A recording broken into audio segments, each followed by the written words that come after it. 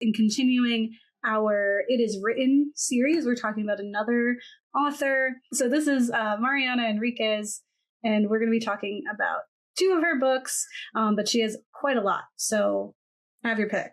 In my section, I'll be covering Mariana Enriquez's life, the past, the present, and her influences behind her writing.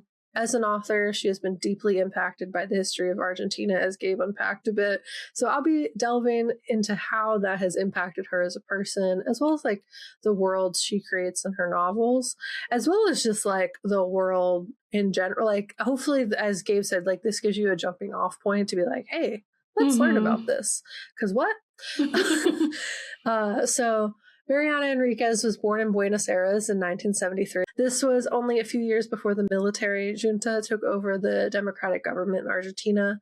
Much like the story of Our Share of the Night, her childhood was filled with the whispers of people being taken in the night and the fears associated with that, of losing your parents, the anxiety over the awful things happening, and like silence of it not being talked about amongst herself and her peers. And as a form of escapism, Mariana retreated to books and remembers her first Stephen King experience, and noted it was very intense and all-consuming, the kind of fiction that felt so real that even though what was happening was fantastical, you were able to find truth behind it. And you kind of see, I guess, like the influence of like, she was like, I want to do that in my work. So in 1983, when Mariana was 10, the dictatorship ended and the truth of the brutal repression of the regime slowly became clear. And it was an all-consuming reality, with secrets being unearthed at school, home, and all over the news. And her teen years became marked by the horrors of the facts and stories and atrocities committed during the dictatorship. During this time period is also when Mariana started writing. Her writing is powerful, and we have read Our Share of the Night for this episode, which is the longest book I ever read, I already said. But the cool part of the book is that even though it was long, it was so interesting the entire time. Her novels additionally include The Dangers of Smoking in Bed, which Gabe mentioned, from 2009, which was shortlisted for the International Booker Prize, Things We Lost in the Fire, 2016, Our Share of the Night, 2019, which won the Premio Heralde de Novela, novella, which is an award, and a short story collection titled A Sunny Place for Shady People and Somebody is Walking on Your Grave. Some additional awards that she has won include the Premio Iberoamericano de Letra Jose Donoso in 2024. In addition to her writing, she has a degree in journalism and social communication from the Universidad Nacional de La Plata, and she is the editor of Radar, the arts and culture supplement for Pagina 12. Throughout her career, she has been an editor, but recently has stepped away from that. She was also a rock journalist for 25 years. So I said she was a rock star. She's cool as heck, and still does a lot of music reporting. She writes critiques on literature and movies, and she also writes articles on arts and culture. When describing her writing process and her motivation, she says it is a bit about their upbringing, but also that reading and writing horror stories gave them their language for self-expression. In an article in the New York Times titled What Horror Means to Me, Growing Up in 1970s Argentina, Fear Was Everywhere, It Was Also Essential, by Mariana Enriquez. She describes it as, one day a language appears, and finding a language is like finding a home. When I discovered horror cinema and literature, I found my language, the one that allowed me to talk about the terrors I have known. She goes on to describe the influences of this language, being the writing of Emily Bronte, Jorge Luis Borges, Julio Cortázar, and Stephen King, and rock and punk music, obviously. As I said, Gabe says she's a rock star. Additionally, creators like David Cronenberg, which I think comes through. Yeah. The hand inside of a man. Yeah. And Clive Barker. Also, and she just, hand inside of a man, that's Clive Barker. Absolutely. It comes through, the gore, the body horror is in there. And honestly, usually, like, that one part, I had to turn it off, and I was like, no. Mm-hmm. But like, usually I am such a baby about it. I was like surprised, like I knew it was coming, I guess. So I was like surprisingly holding my own. Usually I'm such like about it. But she describes her early life as a shadowy world where death was all around, but it was a secret. Disappearances have all the direct cruelty of sadism, as well as the particular aura of the sinister unknown. And when the dictatorship ended, I was allowed to freely absorb the information that was coming out in those years. I listened to victims' testimony in trials, read articles in magazines and newspapers about the clandestine detention and torture centers. I learned about children who were kidnapped and given to other families under different names. Many of them are my age now and still don't know or don't want to know who their biological parents are. And she continues saying those were the stories that seeped into her writing and came out in the form of horror literature. Horror isn't the only thing she writes. Obviously, she has a decorated genre work in terms of like the articles that cultural she writes, etc. Yeah. But it is what she describes as what she most enjoys and what she thinks gets the most attention, like of her work. That's like people get excited about the horror stuff specifically. And she is able to tell stories of intense fear, anticipation, and abandonment that would be difficult to invoke if not having experienced what she did.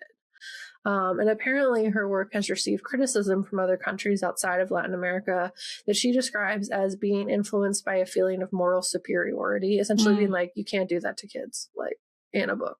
Like, that's too much.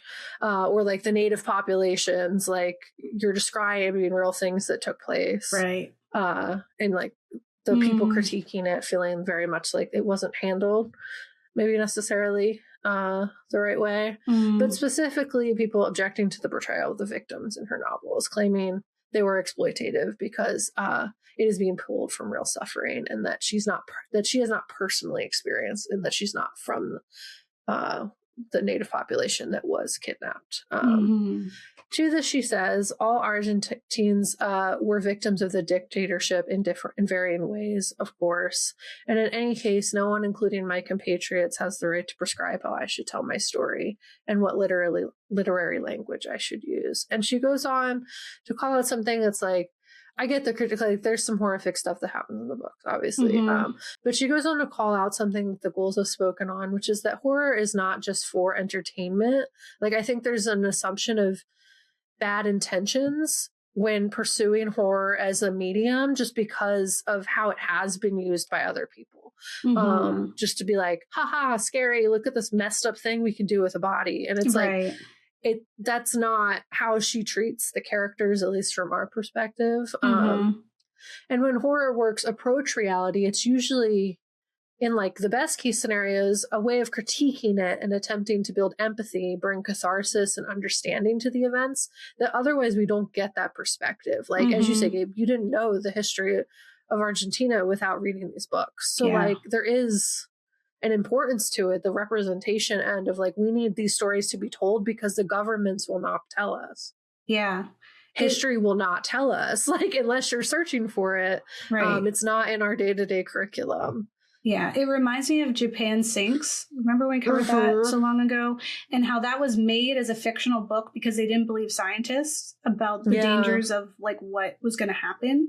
And so it's like, sometimes you have to like dress it up to make it more appealing so that people read. The same thing with like Reformatory and with Sorrowland was like, let's dress it up and make it a little bit more digestible. And I think there's a difference between like sensationalized violence and like this idea of like trauma porn or like that kind of. There certainly are things that fall into that category for sure, but like this is like everything is intentional and the shock is a part of it. Like you're supposed to feel uncomfortable, you're supposed like those are the bad people and you're supposed to feel bad and hurt. And like it's a book for one thing too, like it's not made into a movie where we have to like visually see those things too. So I think it is like a different kind of presentation too that maybe like in making of the film they maybe wouldn't show all the same things. I don't know. Or maybe they would. I don't know. We whatever did see they Popcorn wanted. Head, baby. Like that was pretty Sometimes they crazy do whatever for they When Evil want. Lurks. But I don't know. I'm just saying, like, there's a way we can cover heavy things and still Right. give them the respect that they deserve. Yeah. And it can help translate the horrors of real life into stories that allow for kinder endings, or provide jumping off points for greater understanding and learning, which I think this does. Fear does not always have to be bad, and it can be a pathway to growth when presented in a safe way, like a book or movie that doesn't give you any real life or death danger to grapple with. And she goes on to say, fear in my country did not end with the dictatorship. In addition to its traumatic long-term effects, there are other terrors we live with every day. Poverty, the slow disappearance of the middle class, permanent economic instability, exile because it is nearly impossible to stay in Argentina and lead a regular life, bureaucracy, political hysteria, criminal situations, misery, and repression. So, like, the reality is also and it doesn't make it any less real. So something that's very powerful about Mariana Enriquez's writing is that the world also feels like a character. The backdrop of Argentina and the very real threat of the darkness alongside many of the tragic characters of the novel were alive. Like, it felt alive. It was its own entity. Yeah. And Enriquez does not shy away from current events and recent history. Like, this didn't happen that long ago, and I think that's important. Usually when people are writing about historical stuff, or not usually, that's a very big generalization, but sometimes when people are writing about historical events, they push it back really far. So it feels less painful or less close to what we're currently dealing with. And it's like any dystopian novel is someone's very real reality, like most of the time, like within reason. Like, obviously maybe we're not in space, like Handmaid's Tale, you know? Like, yeah. Like it is someone's truth. It's not pulled from nowhere. It is inspired by real things that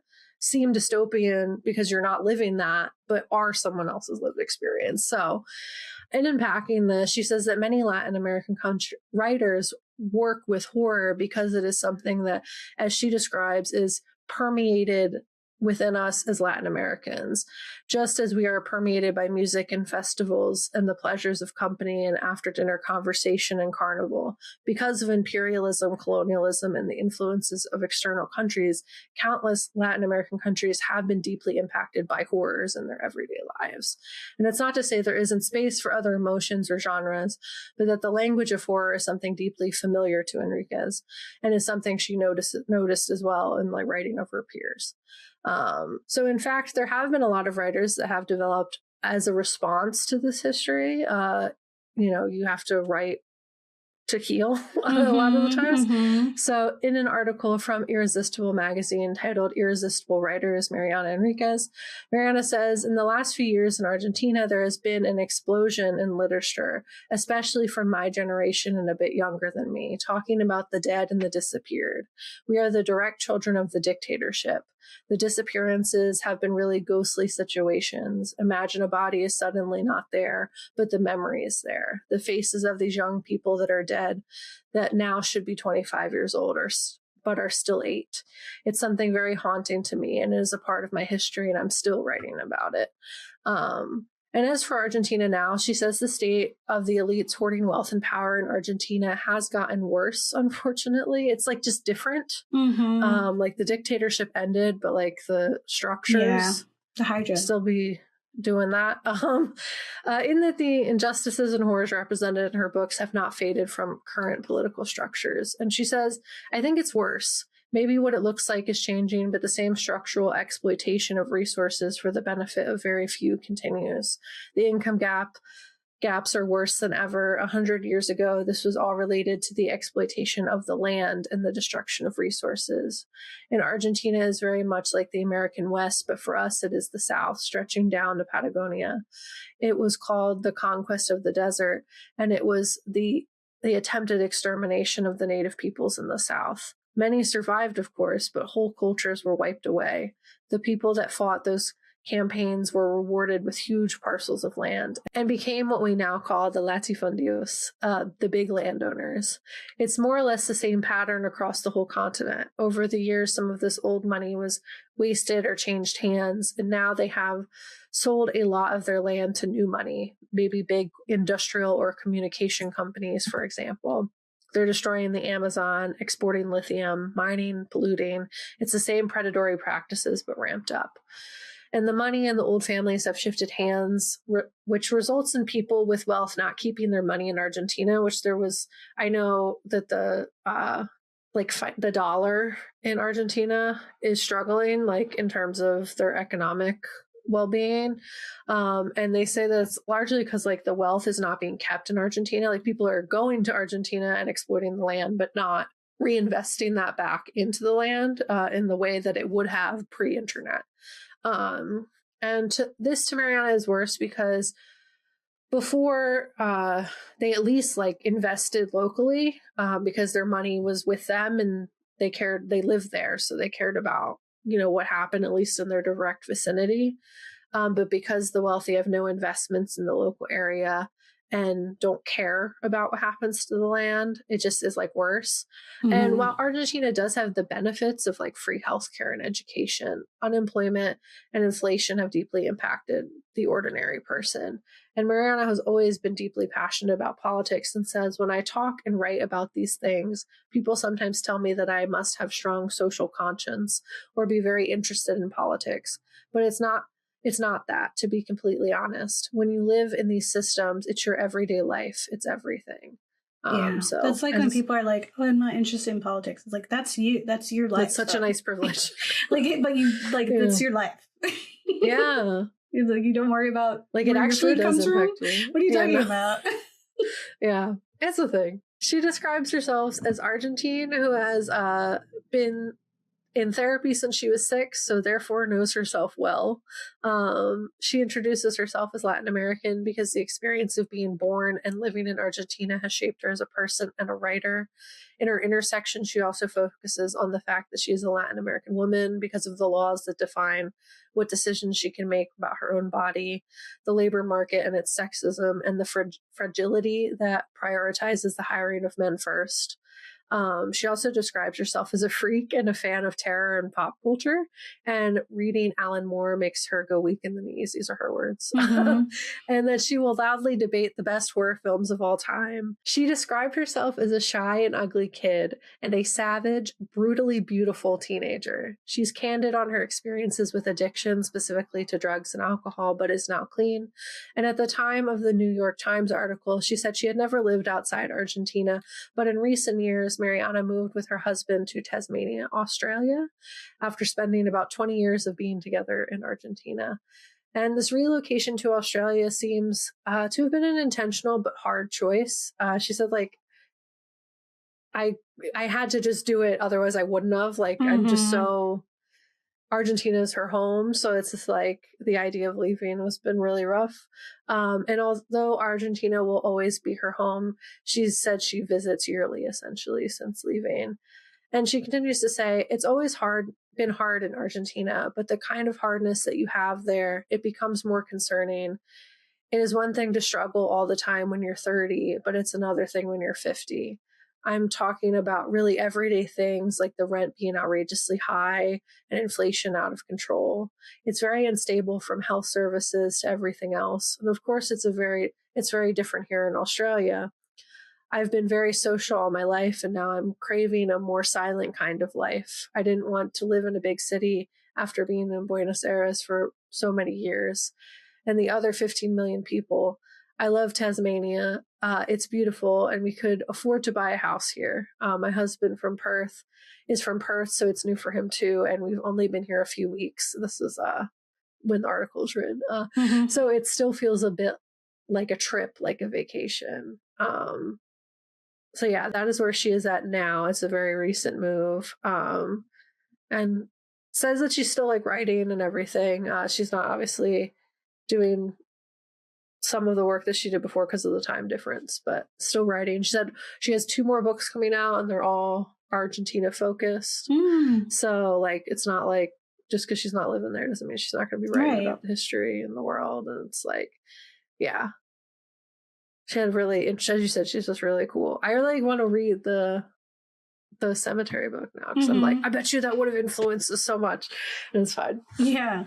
Well, I think about, she was talking about how so much has popped up with Argentine like writers and culture. So like I mentioned Fever Dream a few times by Samantha Schweblin, which was like, it reads like a fever dream where it's like, it's very like, what is happening? Where am I? Yeah.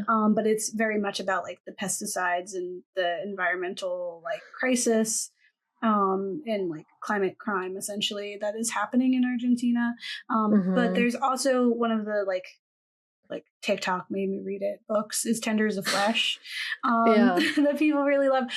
People think it's really scary, and I do think there's parts of it that were really rough emotionally, and it's also very much about like this disappearing of people and this desperation, and also like environmental crisis where it's like cannibalism, like people eating people. For me though, when I was reading it, I was like, this isn't as scary or like as like shocking to me because like the shock of it is that like people are being treated like animals and are in these like, farms. And so like they're like diminished to like an animal thing. So they're just used as meat and materials, which is like, I remember you telling me about this book. Yeah, it's a big, it was a big deal. But for me, I was like, as a vegetarian, I was like, I'm already upset by how animals are treated in these spaces. But also, so it doesn't have to be shocking for a person. I was like, that's already upsetting to me. Like when it's done to animals, so being done to people, it's like that's also upsetting. But also I recognize that it isn't so much about that specifically, and it's more about like the overarching idea of like minimizing people to objects or pieces or tools and like reducing them to something as other to make it easier for us to harm them. She has another that's America book too. They have a long history of doing that across the board. Yeah, that's what is her name? Agustina Bastarrica. And she has another book I really like. So I'm, because of these books, learning a lot about Argentina. I also, when you were talking, was thinking of when we did the episode about La Llorona, and you talked about in depth the Guatemalan dictatorship, and because that was a strategic like campaign against the indigenous people. They were looking for the native population to steal their land and kill them, disappear them. It's just the same playbook they've been doing. That's everywhere. Guatemala is in America. When we next time when we talk about Stephen Graham Jones, it's like, let's bring it home. Let's talk about what's happening here. But that like trend of like, we go to a place, we try to get rid of all the brown people who care about and have a relationship with the land, and then turn around and hurt it. And then are like, why climate change? No, they don't even ask that question. They say that's not real. No, I know. I don't care about the tree. I don't care about planting a tree. That's for somebody else. It hurts.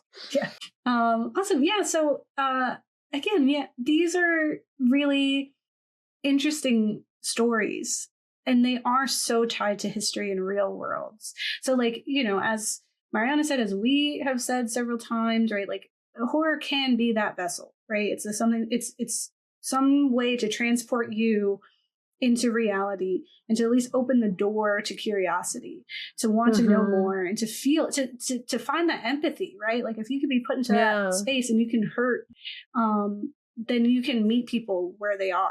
And I don't think it's an exploitation. I think a lot of Enriquez's work feels very respectful, even in the immense violence. And I know that can be a lot for people. And it's like that article that I covered too. She was like, this is a lot. She was like, it feels gratuitous, blah, blah, blah. And I was like, I've read gratuitous.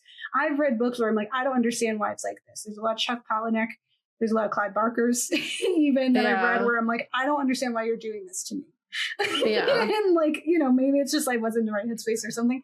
I don't feel that way. Like, at least when it's like based on something historical, you can feel like there's a good enough reason. I feel like when it's just like for no reason, I don't like that. I'm like, why would you hurt me in this way for no purpose, you know? Right. When it is gratuitous, when it is like trauma porn, and I think like the point of it is like not for shock, but to be real. Like, and as absurd as like the supernatural horrors of this are, there's real world things that happened, and it's like, no, you like, you know, we're not just doing this to do this. Like, we're not trying to desensitize you. If anything, we're trying to like wake you up. And if we could learn anything, reading Our Share of Night in 2026 with everything that's happening right now, that it doesn't feel that far off, that there is this darkness and that there is this order that has, you know, far-reaching arms that are hurting people and have been profiting off of that for what? Like, and that's the thing too. It's like this ambiguous, like, for why, besides just simple evil. At least in this book, we get that they're trying to be immortal. Right. I don't know what the other people are trying to do. Maybe they are too. Like, I'm not. That's being kind.